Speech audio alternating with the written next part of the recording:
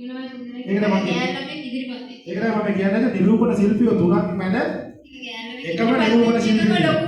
ඇත්තටම එකම නිරූපණ ශිල්පියෙක් අපි කියමු ලස්සන අස්පොල්සන් නාලයක් අපේ එකම නිරූපණ ශිල්පිනියට අපි බලමු මේ කටහඬෙන් මොනවද තොරතුරු කියලා.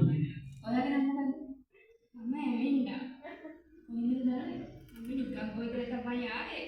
මීයාට අවුරුද්දක් තියෙනකොට ඒකට සහභාගී වෙලා පොඩ්ඩක් ඔයාලව බලලා යන්න තමයි ආවේ.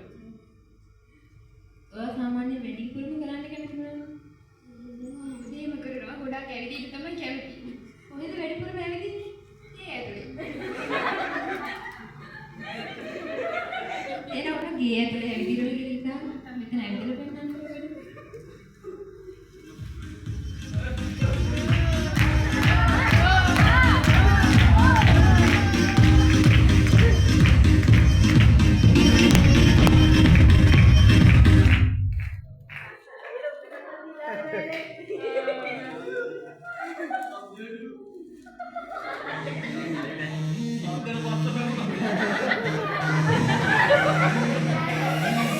හරි අපේ මම දැන් අවසාන විශ්ව දිනාරාමයේ අපි ඊට කලින් අපේ සාමූහික